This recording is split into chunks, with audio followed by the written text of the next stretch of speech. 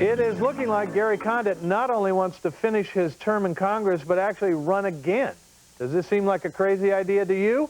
How are Chandra Levy's parents reacting to this incredible development? We'll tell you on The Big Story, 90 seconds away. Stay with us.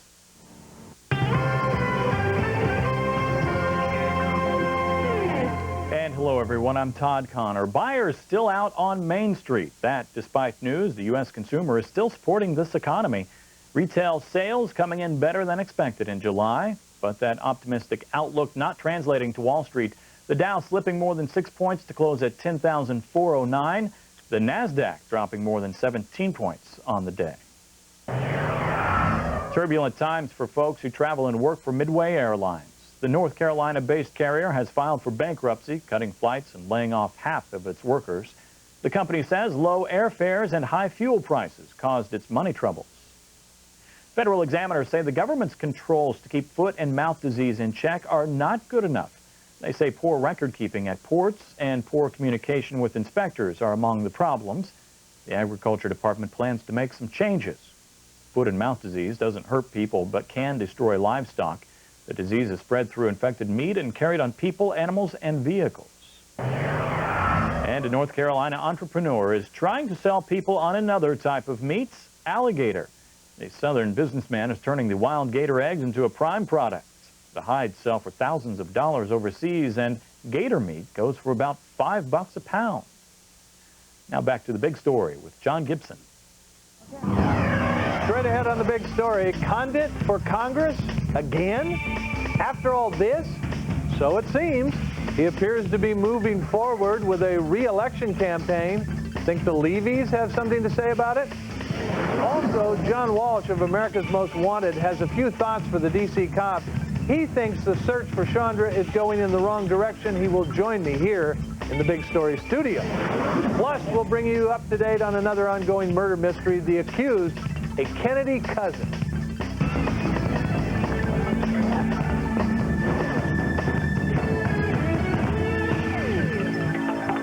Hi, everybody. I'm John Gibson. This is The Big Story for Tuesday, August 14th, 2001. Well, it may be hard to believe, but Congressman Gary Condit may soon be hitting the campaign trail in a run for re-election.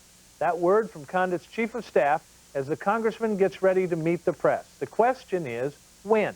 Trace Gallagher live at Condit's district office in Modesto, California, with more on the upcoming Condit in 2002 campaign. Trace. And, John, you got to believe that Gary Condit has his work cut out for him. 3 prominent local newspapers have already called for his resignation. A lot of his Democratic colleagues are no longer supporting him, and this anti-Condit contingent in Modesto is getting larger, it's getting louder and angrier, but still Condit's aides say he will seek re-election, and Fox News has confirmed they are planning Condit Country, which is this massive fundraiser held in the fall. It is this year on October 20th. This could be a very good barometer for Gary Condit because normally this thing draws upwards of 5,000 people.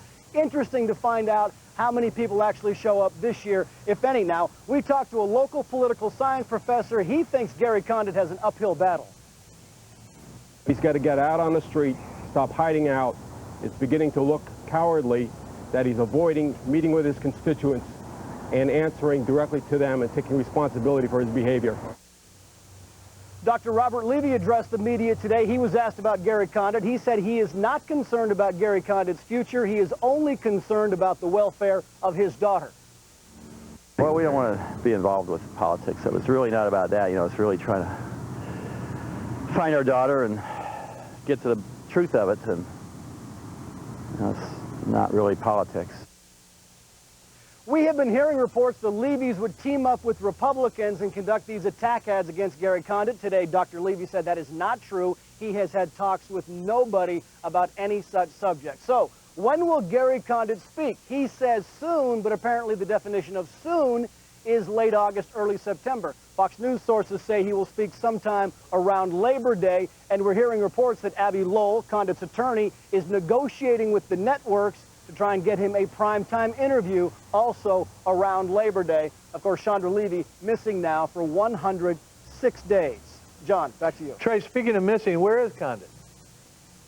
We don't know. I mean, he's still in hiding. He's been in hiding now for 12 days. He really He's been talking to his aides as of late, but he has not shown up. We don't know if he will show up. He's said to be with his family. He said he's trying to mend ways. We don't know. This Condit Country thing could be a big deal because right now they're not sending out invitations. They are actually gauging interest among corporate sponsors, which is very key because not a lot of corporations really willing to jump on the Condit bandwagon right now. To pull off this big Condit Country bash, which in essence is a big picnic, they need some corporate support. If they don't get the corporate support, there's a very good chance that this Condit bash won't happen at all, and if it doesn't happen, then his re-election bid may be pushed into peril. Now, Trace, yesterday, one of Condit's chief aides, Mike Lynch, I think he's the guy that runs that office behind you, made a cable network appearance. He's mad at Fox, so he didn't appear here. How are people grading his performance? You know, it's hit and miss. Some people say that he's being very, I don't know, not really being very forthcoming with his interview. He said a lot of no comments. I'm not going to talk about that. We're not going to talk about this. He said they're staying on path. Didn't really commit and say, look, Gary Condit's in it. He's going to run. That's it. He's saying nothing has changed. Gary Condit still plans on seeking another term as far as he knows. But really, I mean, you get the feeling these guys are not talking every day about the future. He's just giving an interview trying to clear his name because there could be some charges brought against him in the future as well. Trace Gallagher in Modesto. Trace, thanks a lot. So, would you vote for Gary Condit? His image has taken a beating over the past months. Can he recover? Joining us, crisis consultant and author of the book Nail 'em, Confronting High-Profile Attacks on Celebrities and Businesses, Eric Desenhall. So, Eric, if you were scoping out the strategy for Condit, what now? Well, I think that the only thing that I can think of is there needs to be an alternative villain. Right now, he is it. And the whole idea that somebody can come up with some cute PR spin to change this is ridiculous. But the best analogy I can think of is Richard Jewell during the Atlanta Olympics. People thought that he did it. He was the bomber. And until he became the victim, and by that I mean it was found out that he was innocent and wrongly accused, he really had no platform. So really all I can see Condit grasping is some alternative storyline where there is evidence that the media and law enforcement has gone in the wrong direction, and it casts him as a victim to some degree. Outside of that, I don't see what he could campaign on. Well, the problem with that, Eric, is that while he may not be the person that caused Chandra Levy's disappearance, or if she's dead, had anything to do with her death, he did, you know, sort of hide evidence. He got some. Yeah. He's tried to get somebody to lie for him. He's been having these affairs. Those sorts of things are kind of out there, unrefuted, up until now. So how does he go out to the public and say, I know you heard all this, but that was wrong?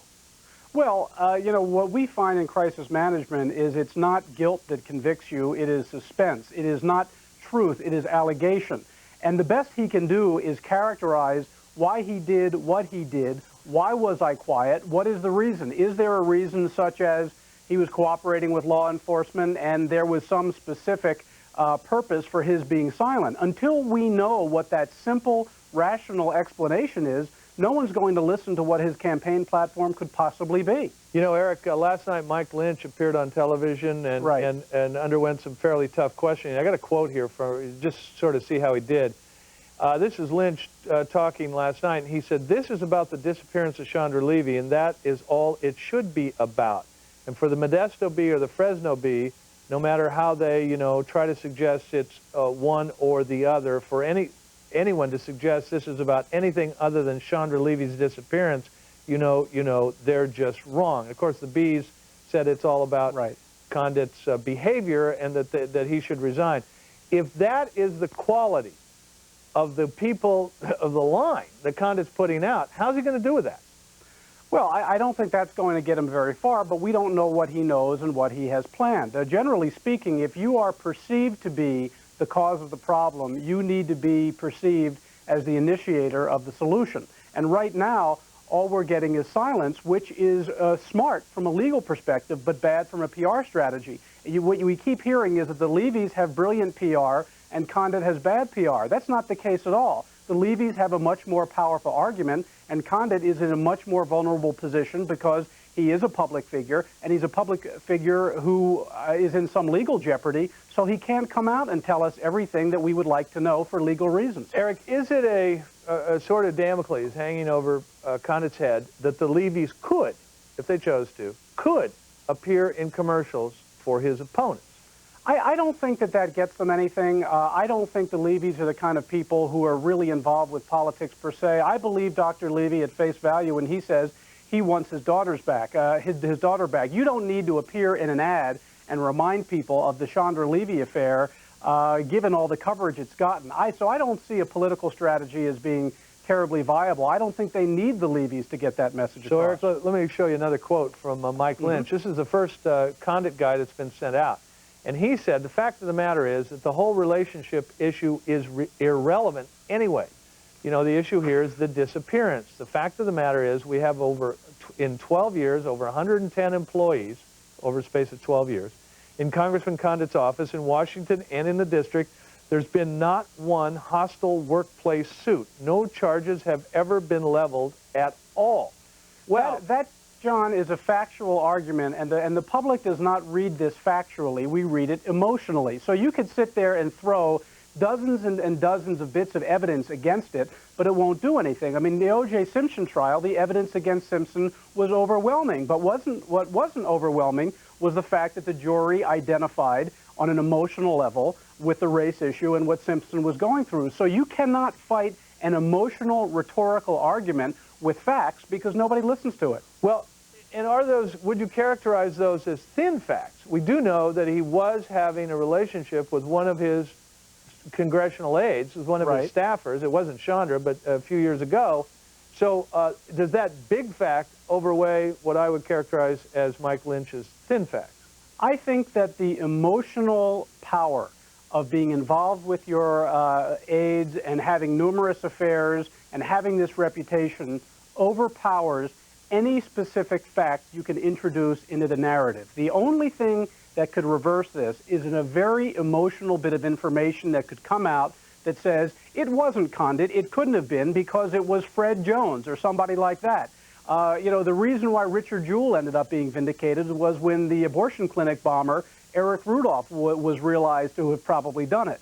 So you need, in order to change it, it's just not a matter of smiling before the cameras. You need to say, look over here, and here is the evidence that there is another possibility. And right now we haven't seen that, but that's not necessarily the fault of bad handling. It's that there might just not be anything out there. Eric Desenall, an expert on this stuff. We appreciate it, Eric. Thanks a lot. Thank you. Straight ahead here on The Big Story, just what Eric is talking about with his hit TV show, America's Most Wanted. John Walsh has helped put hundreds of bad guys behind bars. There he is chasing that Ira Einhorn as he came back to America to face trial.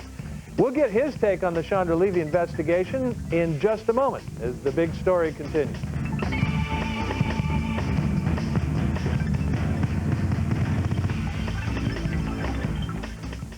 It cost me something, but it was the right thing to do. I told him, he's your son, but statistics don't lie. It's just not good for a teenager to have one of these super fast cars.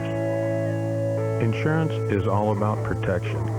Now, if I help put that kid behind the wheel of that car, who am I protecting? You're in good hands with Allstate. Mine. So, what is this? Sweet. Cool. Introducing the all-in-one Lexmark X83. It copies and scans in high definition, prints with 2400 DPI photo quality, and will change the way you look at printers forever. Hey, this is good. The all-in-one X83. For only $199. Lexmark. Passion for printing ideas. Oh, I get it. Some people ask, why does a farmer care about electricity? You got a few hundred cows to milk, comes in real handy. Then there's separation and refrigeration and everything else. Our electric co-op helps us manage the power usage. Gives us something to depend on. So we're up and running long before breakfast. And it's good knowing that we have the power. And we shine as one. The power is at your fingertips. Your only source for fair and balanced news. Fox News Channel. Powerful information. Whether it's big news in your hometown or global events that shape your world, see why America has made us the #1 name in cable news. We'll report and let you decide. Fox News Channel. Tonight, the UN Conference on Racism, why Bush's stance may not give him a standing ovation. Then, John Walsh shares some powerful new theories on the Chandra Levy mystery.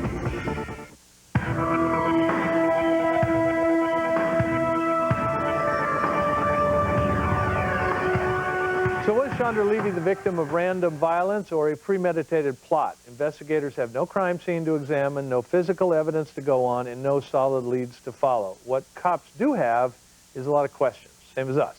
So where should they go from here? Joining us now is John Walsh, host of America's Most Wanted and author of the new book. There it is, Public Enemies. More about that in a second. Meanwhile, John, you know, the D.C. cops say, look, we do have a lot of random murders here. And what they do is they shoot them and they leave them on the street, right where they were. They didn't bother dragging them into the bushes. When somebody like Chandra Levy is missing so long, doesn't one naturally conclude that it was somebody's plot? Somebody secreted her. I think they're ignoring the fact that the Green River Killer who killed 39 people in Washington is still at large. The Zodiac Killer who killed 25 people in San Francisco still at large. I'm looking for the Spotsylvania serial killer who killed 3 girls there and purposely tried to hide them.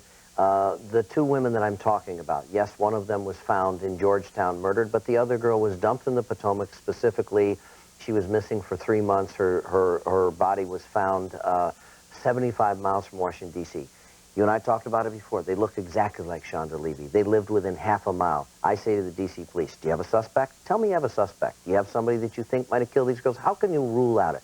No police chief in the United States, from Rochester, New York, that has 17 unsolved homicides, Vancouver, British Columbia, which has 35 missing women, no chief of police wants to say, we have a sexual predator, a serial killer here, we don't know who he is, and you're going to be the next victim. Okay, is there anything about the Chandra Levy disappearance, and perhaps you could say a presumed murder, and these other 2 murders in D.C. that connect them in similarities to any of the other unsolved serial killers around the country? Oh, many of them. You know, look at Ted Bundy, who bragged about it before he was executed. He said, I killed 29 women that you know of, 10 that you don't know of. I knew the minute I crossed the county line, cops were too dumb to find me. I only looked for dark-haired, thin women between 21 and 28, and it was open season because nobody cares about missing persons, and especially missing women. He was so prophetic. He said that years ago before his execution. I have, you know, there's so many serial killers that are good at it. There are so many unsolved homicides. I still keep saying it. I've been profiling a young lady missing from Massachusetts for the last 2 months, Molly Bish, a lifeguard. You don't know her name. Nobody in the media knows her name. Why? Because she didn't have sex with a congressman. Molly Bish is just as great as Rex as Chandra Levy. It's a big, sexy story. And you know what? Gary Condit ought to be a real man. Maybe he doesn't want to talk to cops. Maybe he's got all the spin doctors and the lawyers in the world. But you know what he ought to do? He's in Modesto. He ought to do the right thing. He ought to go over to the Levy house. Doesn't have to talk to anybody but that family. He ought to apologize to Mrs. Levy for lying to her face. He ought to apologize to Dr. Levy and say, yes, I had a sexual relationship with a daughter. I may have sidetracked this investigation. I'm sorry I didn't care more about your family. I'm sorry I didn't care about her. I'll do everything I can to help solve this case. That's what a real man should do. All right, last, before I turn to your book, what would be the harm of Gary Condit saying those things publicly? None. First, well, I'm sure his lawyers are telling him, well, you're the subject of investigation. They're giving him all the critical spin. You know, he's worried about his reelection, his constituency. I say he doesn't have to do it publicly. All he has to do is be a real man and go over to the Levys like a real person and say, I am sorry for lying. And you know what? The Levys will come out and say he had the guts to come over and talk. We're going to put the book cover up on the screen again. This is John Walsh's new book, Public Enemies, and that's a tough look there. What's Public Enemies about? You know, a lot of our fans of the show really want to know behind the scenes. This is my 3rd book, and I write them for the fans. We get about 17 million hits on the website every 2 weeks, and a lot of them are saying, how did you catch the guy? How did he stay out there like I. Reinhorn? How did he avoid capture by every cop in the world that was looking for him for 24 years? Why did you get involved, John? Why were you passionate about it? The first guy, Kyle Bell, I hated the guy. I caught him twice. He was a child predator. He got out and he killed a little girl, and he escaped from custody from a prison van. I wanted to catch the guy. I think it's a look behind the scenes, how we picked the cases, how I got involved, how we tracked them down, how the public helped, what happened to the victims, where the guys are now. So it's a real private look, and you know, I believe that America's Most Wanted has been on for 13 years. We've caught 679 fugitives because of the wonderful American public and the average citizen who cares about this show. So So I hope they you know, enjoy the book. That's why I write them. John Walsh, host of America's Most Wanted, of course, and the new book, Public Enemies. Appreciate it a lot, John. Thank you. With his life literally on the line, convicted killer Napoleon Beasley had hoped the Supreme Court would halt his execution, but the court refused after 3 justices did something unheard of. Why and what? As the big story continues. This program is brought to you by Staples. Staples has everything you need for your business at guaranteed low prices. Guys, did you get everything? Yep. They even had his school supply list. Pencils? Number 2s, 10-pack. Backpack? At Staples, we have teacher-supplied back-to-school lists, so you'll find everything in one place at everyday low prices. Honey, what's that? It's a multi-function flatbed all-in-one printer, copier, fax machine, scanner. Not on the list. School supply lists. Staples. Yeah, we've got that. For a book report or something. 30 love. Everyone needs more energy. Whether you're a pro. Great backhand. Or just acting like one. Nice shot. She's playing. Start your day with Grape Nut cereal. It's energy for living. Oh, yes! Yes!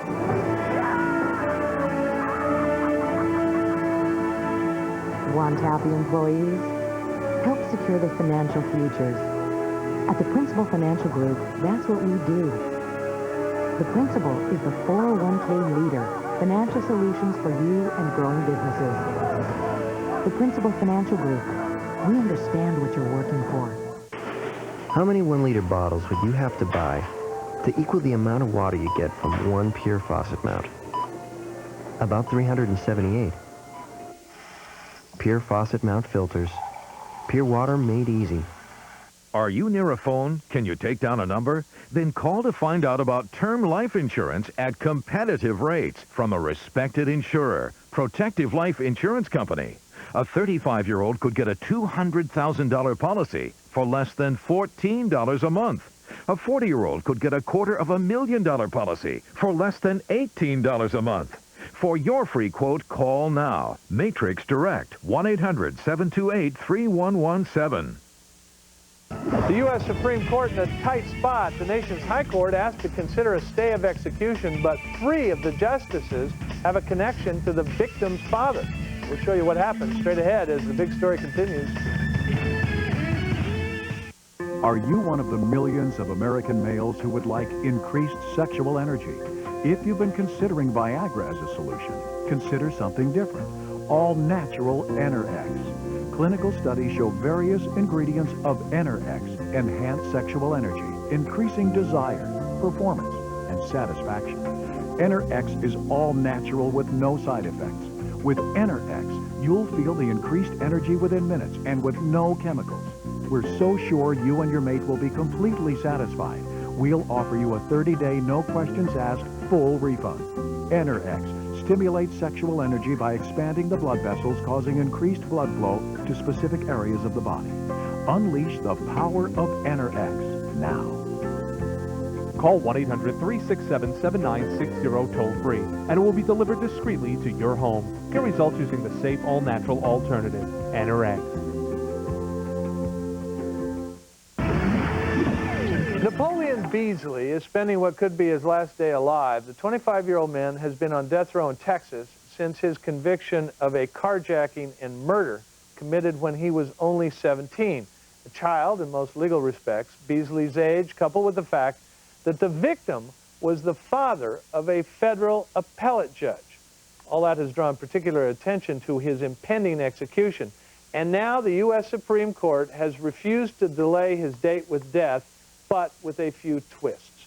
Joining us with more on this case are former federal prosecutor Lise Wheel and Fox senior judicial analyst Judge Andrew Napolitano. So, Judge, let me ask you first. The father, the victim in this case, is the father of a U.S. appellate court judge. Right. How should that have any bearing at all on this impending execution? Well, it shouldn't have any bearing because the Constitution requires equal protection. That means the same rigorous prosecution of murder irrespective of any relatives that the victim may have. But it goes up to the U.S. Supreme Court. Well, there's instead of a full court listening to this case, right, all 9, right, 3 of them abstain because they are friends of the son of the victim. There is a principle that judges follow of recusal, a fancy word for getting yourself off the case voluntarily. And judges follow a basic rule. If there is the appearance of impropriety, if a neutral person looking at this case could say, well, you only voted this way because you know the father of the victim, then the judge gets off the case. Justices Thomas, Souter, and Scalia, in my opinion, did absolutely the appropriate thing by removing themselves from this case. But Lee's Wheel, Napoleon Beasley needed a majority of the U.S. Supreme Court for a stay of execution. They voted 3-3. So his request for a stay failed because it didn't come up with a majority. Did he have a right to 3 more United States Supreme Court justices? Absolutely not. I agree with the judge 100%. They had to recuse themselves. This issue of appearance of fairness is very important. I mean, you know, fact or fiction aside as to whether they are really fair, that's another question. But they had to recuse themselves. Okay, but wait a minute, Lise. The son, an appellate court judge, hasn't recused himself from death penalty cases that come before him, saying that he can be fair even though his father was a murder victim. How can we now turn the tables and say the U.S. Supreme Court has to recuse themselves when he won't? Because maybe they should be held to even a higher standard. Now, let's look at the facts here. Scalia, Justice Scalia, actually employed the victim's son. I mean, he worked for him as a clerk. And Judge Liggett actually helped the confirmation of 2 of the other justices, Justice Souter and Thomas. The other thing, though, is I don't think it really would have made a difference. I mean, if they'd had all 9, look at the justices again. Thomas, Scalia, these are the most conservative. Souter. Well, Souter, you're right. Souter would have, you know, gone the other way probably, but still, you would have had 2. Okay. Judge Napolitano. Let's just say, I'm going to pick on Souter for the sake of argument. All right, I don't know what's going on in his head, and nobody does. Well, we know why he recused himself. Because he's a friend of the victim's son. Because the victim's son, before he was on the federal bench, actually advised Judge Souter and helped in his confirmation process. Absolutely. Suppose Souter actually thinks there should have been a stay. Doesn't Beasley deserve that vote? No, because the court must be kept pristine, immune from attacks that the justices have some ulterior motive. Now, the court rules are ambiguous. The court rules say a majority. A majority could mean a majority of 9 or a majority of those qualified to hear the case, which in this case would be 4, since there were 6 qualified to hear the case. Mr. Beasley didn't even get that. You know, Lise, Mr. Beasley's history, I mean, this was a, you know, all-star kid in high school, was, you know, on the football team and president of the class and voted most likely to see, stuff like that. I don't know if that's exactly right, but he had a sort of exemplary record in high school. This one act. No criminal history. No criminal history at all. Goes out to carjack, ends up shooting somebody. And his parents, model citizens, are saying, we need a break. They're looking to the U.S. Supreme Court for a break, even a slight little break. The bad choice, bad luck of choosing this victim means no break. Well, as I say, I don't think the outcome would have been any different had those votes been cast, but that is the way it is. I mean, those justices had no other choice but to recuse themselves. You know, I got to tell you, because Judge Napolitano is sitting next to me, sighing deeply. John, you're just barking up the wrong tree. Thanks to Judge Napolitano and Lee's Wheel. We appreciate it. Meanwhile, a key witness is dead in the case against Kennedy cousin Michael Skakel. What does that mean for the Martha Moxley murder case? It can't be good. A full report coming up, unless, of course, you're Skakel. And then we'll talk with Skakel's attorney about his chances. That is next on The Big Story.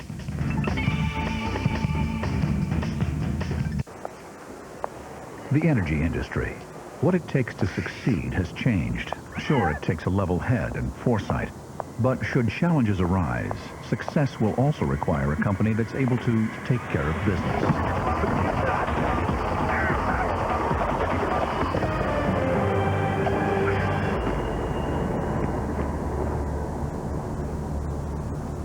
Introducing Progress Energy. We're stable, but never standing still. Yes! You lost again! Now you have to do my laundry, and wash my car.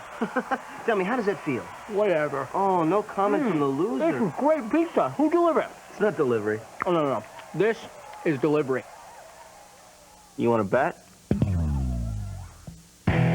For fresh baked pizza at home, it's not delivery, it's DiGiorno. Morning, Johnson. Morning, sir. Lost another bet? Yeah. Hi, I'm Wilford Brimley, and I've had diabetes for about 20 years. I stay active and I feel pretty good most of the time. See, I do a few simple things now. I'm not perfect, but I try and watch my diet and exercise, and I check my blood sugar. And I get all my diabetic testing supplies from Liberty Medical. If you're 65 or over and on Medicare, call Liberty. They can help you live a better life. Hundreds of thousands of people trust Liberty. They're the nation's leader in home delivery of diabetic testing supplies. Bring everything you need right to your door. Fill out your insurance forms, even bill Medicare or your insurance company, and you pay no money up front. Oh, and they carry all the brands. If you have diabetes, you check your blood sugar and you check it often. There's no reason not to. And call Liberty. They can help you live a better life.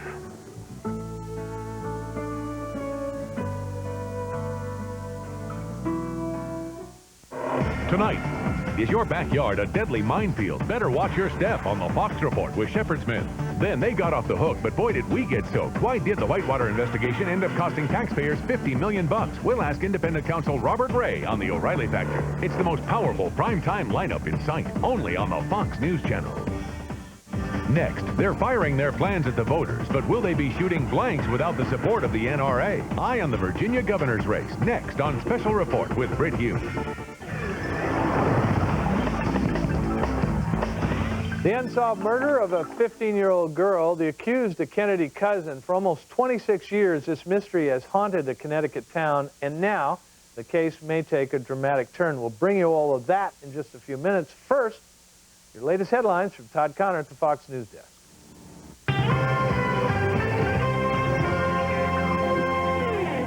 And hello, everyone. President Bush made a pitch for fire prevention today in Colorado.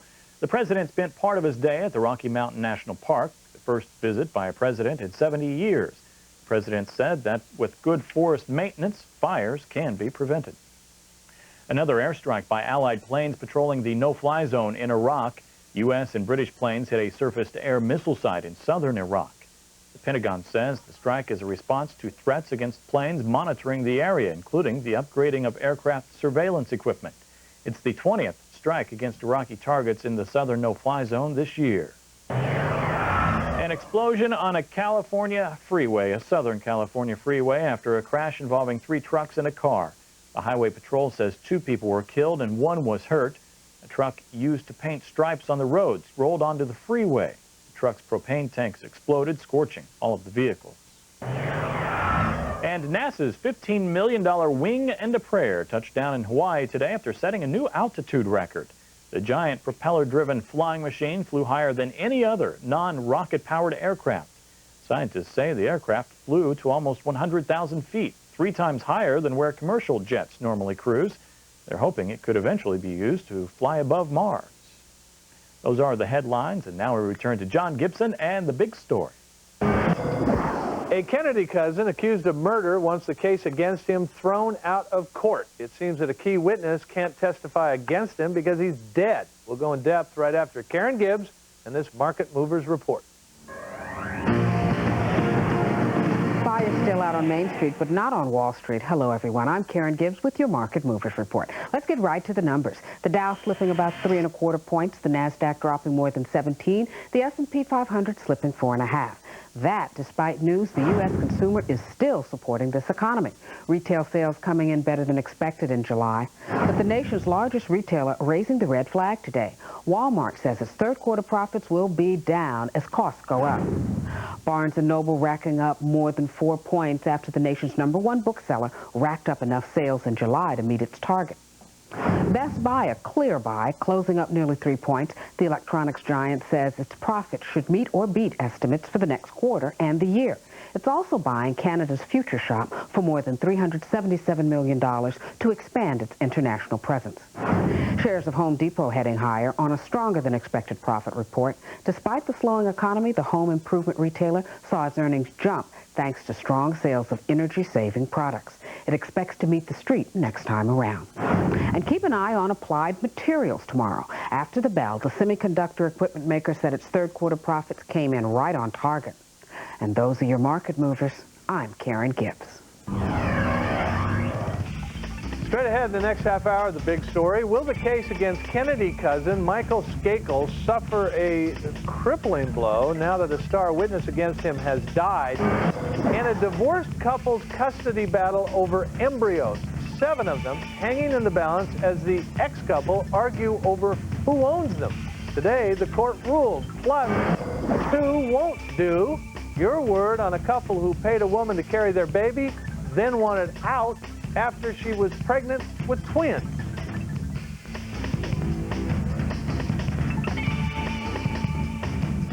Kennedy cousin Michael Skakel getting ready to head back to a Connecticut courtroom accused of murdering young Martha Moxley almost 26 years ago. But now, a wrinkle in the prosecution's case. David Lee Miller has an update from Stamford, Connecticut. It's back to court for Kennedy cousin Michael Skakel. On Wednesday morning, Skakel and his attorneys will present a number of pretrial motions, including a move to get the case against him dismissed, citing the fact that at the time of the murder, a 5-year statute of limitations was in place. Now, Skakel stands accused of murdering his then next-door neighbor, 15-year-old Martha Moxley, in Greenwich, Connecticut. The case is now finally coming to trial following an investigation by a grand jury comprised of by a single judge. This will be Skakel's first court appearance since a key witness in the case, Gregory Coleman, died about a week ago from what appears to be tainted heroin. During a preliminary court procedure, Coleman, who underwent a rehab program with Skakel in the 70s, testified at one point that Skakel told him, quote, "I'm going to get away with murder. I am a Kennedy."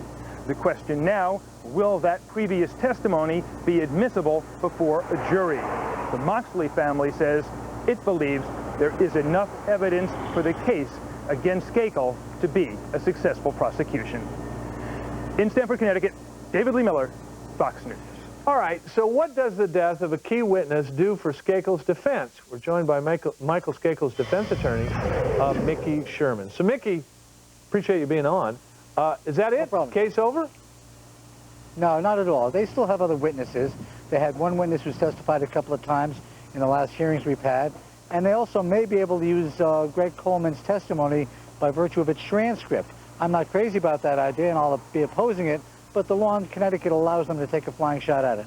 Well, let's just say they got that flying shot. How do you attack the testimony of Mr. Coleman, even though he's not among us?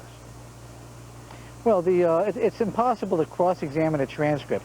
I mean, all they'll do is have 2 people reading the various, colloquies in the courtroom, myself, Mr. Coleman, and the state's attorney. And again, it has a very flat effect in terms of impeaching his credibility.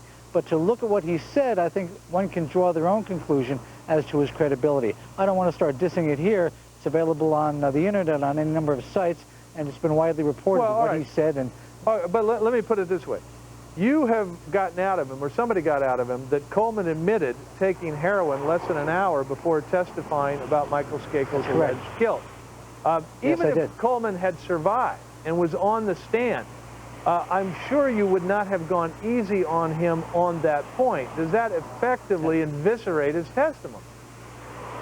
Well, who knows? I'm not the trier of fact. I think that everyone was kind of aghast that day in the courtroom. But, we're in a different day now. We're going to be talking about a jury, 12 people who didn't see that. And are they going to read about it in a transcript? Are they going to have someone read it to them? I don't know. And that's the purpose of cross-examination. He'd already testified once before, and I didn't get that information out of him. It took a second shot at him. So, that's why you have cross-examination. Mickey, you are moving for a dismissal, am I correct? That's correct. And on the basis of what? Well, our claim is that at the time the crime was committed, there was a 5-year statute of limitations limiting a prosecution, including that of murder. And that's a different disagreement that we have with the state of Connecticut. as to whether or not that law applied then or what law applies now. And I'll leave those arguments best kept in the courtroom. Right, but just for my edification, because I'm always curious about these things, how is there a statute of limitation on murder?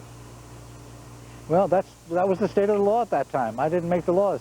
I wasn't in the legislature. I'm just a lawyer. In fact, at the time this occurred, I was a prosecutor. But, you know, the law is the law. We're not trying to twist it or warp it. Was that an aspect of juvenile law? Was it not? No, it was substantive law here in the state of Connecticut. It had nothing to do with the fact he was a juvenile. So, Mickey, will your request for a dismissal have anything to do with the fact that Mr. Coleman, the chief witness against your client, is no longer present? No, not directly. But if you think our process through, the reason we are saying the case should be dismissed is because you cannot wait a long period of time to prosecute someone for murder. Certainly not 26 years. And Coleman's death, and then before him, Joe Ritchie's death, demonstrate exactly what we're saying. If you wait too long, witnesses on both sides of the fence start to die, natural causes or whatever. And that's why you need to prosecute someone within a reasonable time. So, Mickey, let me get it straight. What is I gather that 26 years in your view is too long, but when does it become impossible to prosecute a murder case? You know, each case is different. You just have to go on a case-by-case basis. But we're dealing with the laws that existed in 1975, and a judge will make that call. Mickey Sherman up in Connecticut. Tomorrow he's in court with Michael Skakel. The Michael Skakel murder case now somewhat in doubt because of the death of a key witness. Mickey, as always, thanks a lot. Straight ahead on the big story, a big court battle over frozen embryos. He wants to be a dad. She says not with her eggs. The court rules. We've got a live report on the fate of the disputed embryo.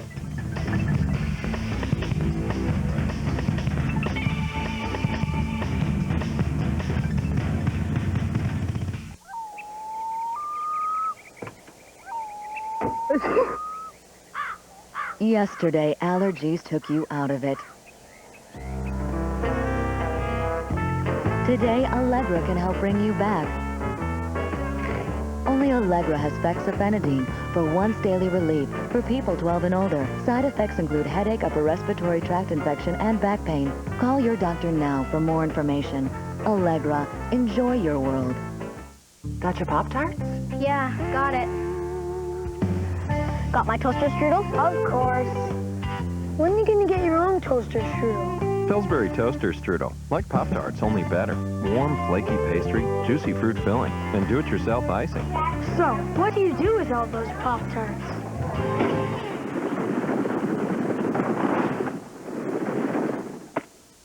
Something better just popped up in your grocer's freezer. Pillsbury Toaster Strudel. To you, it's a PC, but to your kid, it's a laboratory, a museum, or a rainforest. The compact Presario 5000T with Intel Pentium 3 processor. It's a place where your child can explore a world of ideas. And it's just $8.39. Call 1-800-331-8154 today and get a free compact printer and $50 instant rebate. Hey, why just take your kids to school when you can take them farther than they ever dreamed? Tonight, lay off Israel or else. Why the conference on racism could be in real jeopardy on Hannity and Cole. Then, I think we'll be lucky if we find it, and I think we'll probably find a body. John Walsh with a grim prediction for Chandra on The Edge with Paula Zahn. It's the most powerful primetime lineup in sight, only on the Fox News Channel. Tonight, explosive situation underfoot, backyard bombs. What you don't know could hurt you. Then, Whitewater, a waste of your time and tax dollars. Robert Ray fills us in on what went wrong. Okay, here's a question. A couple freezes some embryos wanting to become parents, but somewhere along the line they lose interest in each other and split up. The guy still wants to become a father by using the embryos. His ex, the mother, the woman, doesn't think so. They go to court. Who wins? Eric Shawn is live in New York City with the latest on the court's ruling in this case. Hi, Eric. Hi, John. Well, we still don't know who wins because it's not over. It's a very complicated case that involves the fate of frozen embryos after a divorce. A New Jersey man will appeal to the U.S. Supreme Court the decision by his state's highest court that 7 frozen embryos from his former marriage cannot be implanted in another woman. The man and woman involved who underwent in vitro fertilization to create the embryos have never been publicly identified. So the New Jersey State Supreme Court ruled that the man can decide only if the embryos will be destroyed or if they will be kept frozen, as long as he pays for the storage. His lawyer says he doesn't want to do that, doesn't want them destroyed. He's a devout Catholic who believes the embryos are living beings and should be carried to term.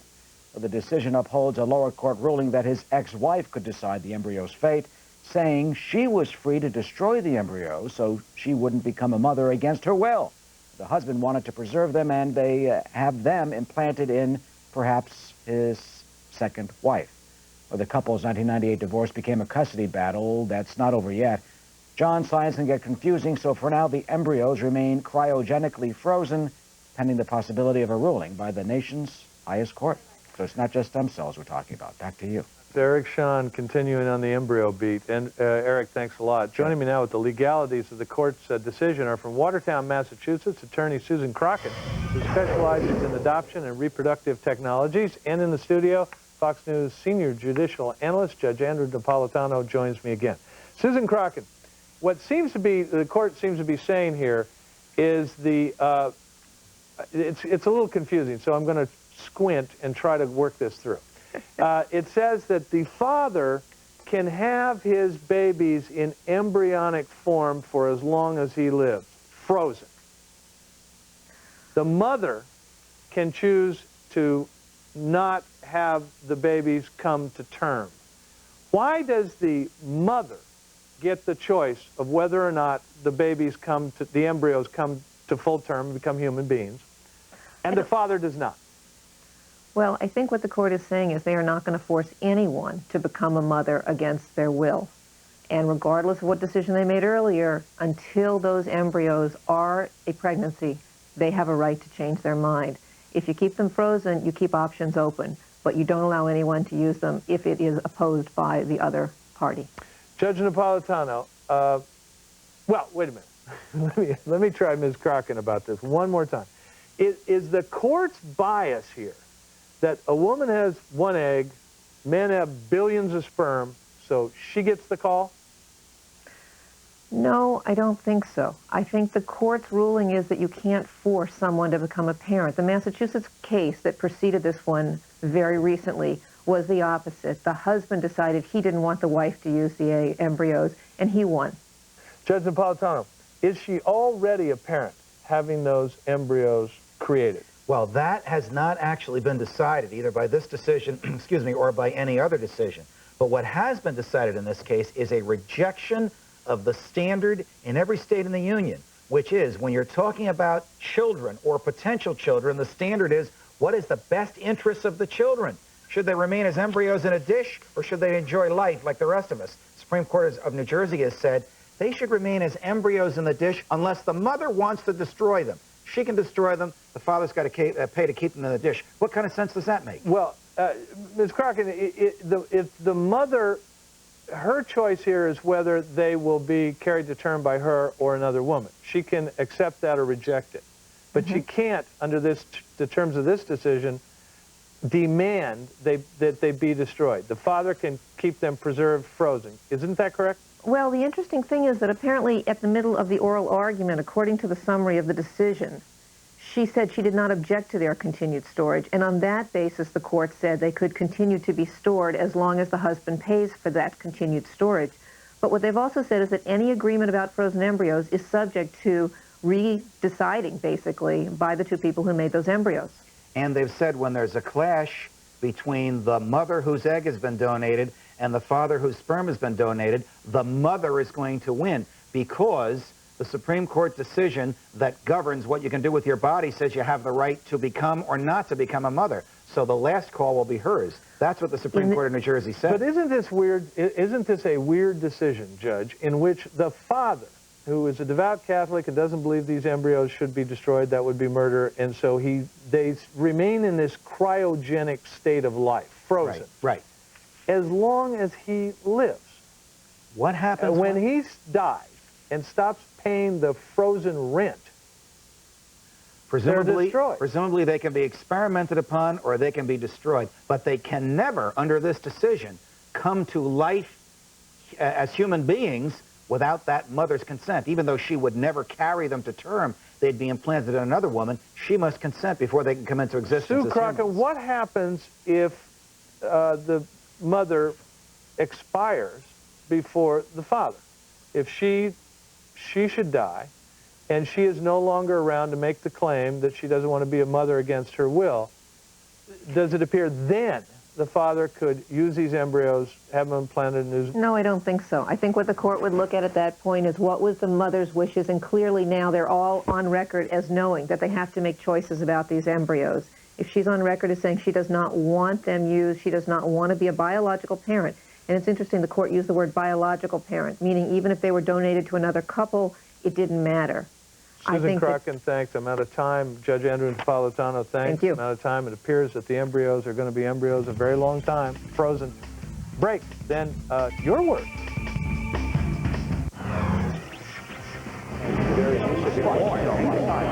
Who's looking out for us? The working people of America. Refinancing your mortgage may be easier than you think. Just log on to Ditech.com or call 1-800-71-FIX. Today's low fixed rate with 0 points is only 6.875%. With interest rates lower, now may be a great time to get cash or use the equity in your home to consolidate bills. It's smart money from Ditech.com. Apply online or call us at 1-800-71-FIX. Get out, you scum. X14 Soap Scum Plus foams away scum. Herbal Fresh X14. Scum hates it. Noses love it. I don't have to vacuum to freshen my carpets. I've got Carpet Fresh No Vacuum. Foaming on. Odors are gone. The carpet's freshened with no vacuuming. Carpet Fresh No Vacuum. I'm Father Time, and I like things that last a really long time. That's why it's 2,000 flushes. For my throne, 2,000 flushes. We measure in months, not weeks. Your emails just keep on coming, and not just on the infamous Congressman Gary Condit. You've been sounding off on Houston's killer mom and one truly bizarre surrogate mother story. Your words straight ahead, just 2 minutes away on The Big Story. Are you one of the millions of American males who would like increased sexual energy? If you've been considering Viagra as a solution, consider something different. All-natural Enerx. Clinical studies show various ingredients of Enerx enhance sexual energy, increasing desire, performance, and satisfaction. Enerx is all natural with no side effects. With Enerx, you'll feel the increased energy within minutes and with no chemicals. We're so sure you and your mate will be completely satisfied. We'll offer you a 30-day, no questions asked, full refund.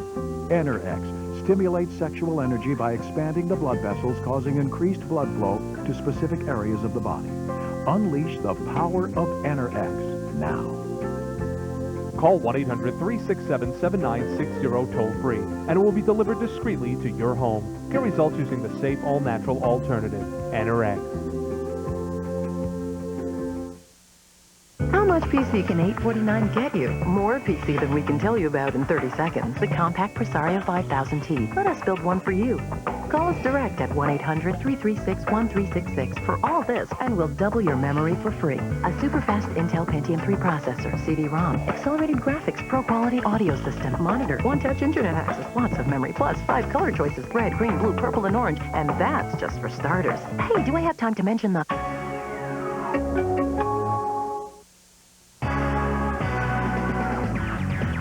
On August 15th, the mighty Dutch meet their old rivals, England. Though billed as an international friendly, Holland, one of the world's greatest soccer teams, will be anxious to prove themselves against a top-class English side. England versus Holland on Wednesday, August the 15th. Don't miss it.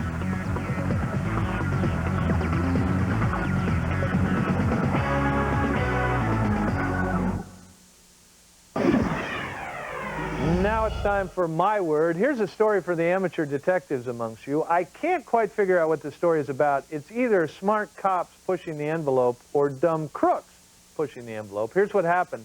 In Santa Ana, California, a detective suspected a certain guy of a couple rapes.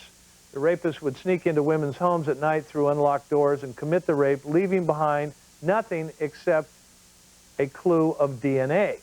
So the detective has no way to pin the crime on the guy, but she has opened up a line of conversation with him and talks him into meeting her at a fast food joint for lunch to talk about the crimes. See what's coming?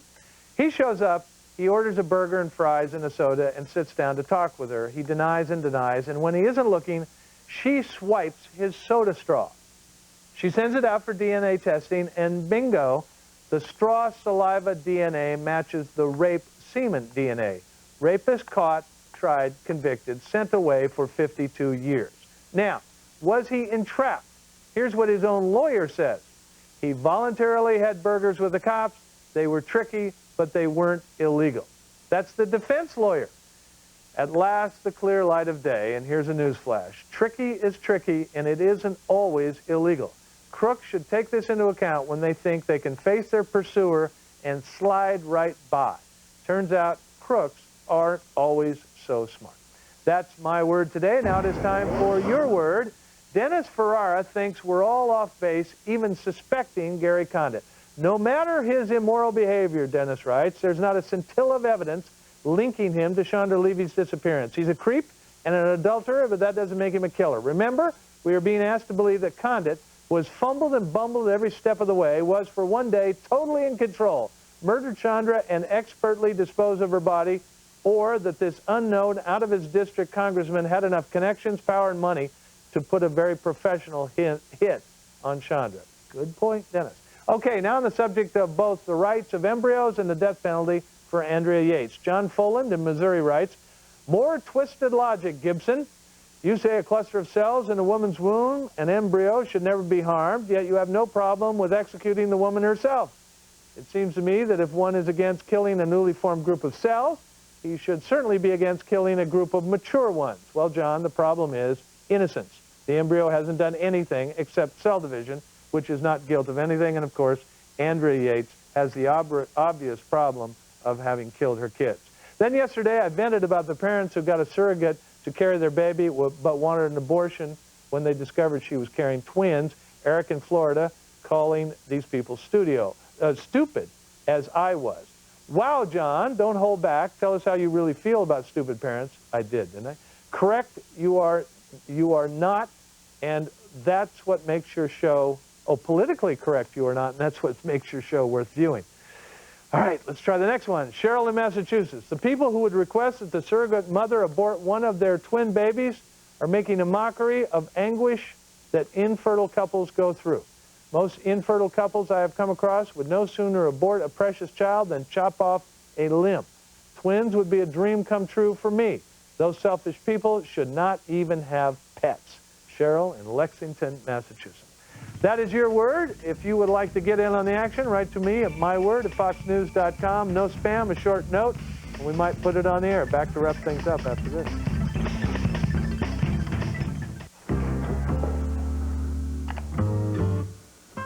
Wouldn't it be nice to think that lowering your cholesterol... Nothing to it. Was this easy? Well, think again. And start thinking about oatmeal crisp. As part of a low-fat diet, it may help lower your cholesterol. And its plump raisins and crispy flakes with a touch of brown sugar are a really delicious way to do it. So quit dreaming. Wake up to oatmeal crisp and help bring down cholesterol. There's a way to remove dust and not just move it around. Swiffer cloths have lift and lock pockets to help attract and trap dust and dirt with the swipe of a hand. The Swiffer system cleans even hard-to-reach places. And when you're done, just throw the dust away. When Swiffer's the one, consider it done. A man started pounding on our back door.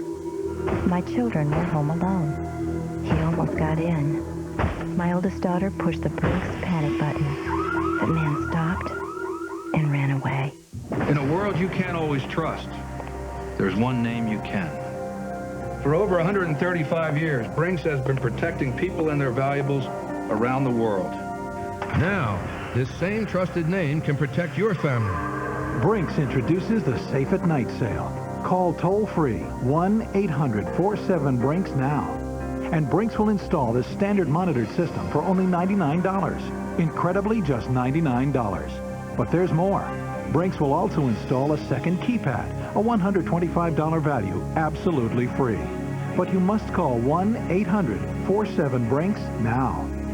When it comes to the finest in home security, there's only one, Brinks. Tonight, lay off Israel or else. Why the conference on racism could be in real jeopardy on Hannity and Cole. Then, I think we'll be lucky if we find it, and I think we'll probably find a body. John Walsh with a grim prediction for Chandra on The Edge with Paula Zahn. It's the most powerful primetime lineup in sight, only on the Fox News Channel. Next, they're firing their plans at the voters, but will they be shooting blanks without the support of the NRA? Eye on the Virginia governor's race, next on Special Report with Britt Hume. That's it for me today. Up next, Special Report with Britt Hume. The FBI cracks down on terror websites, and President Bush goes west. Coming up next, here's Britt.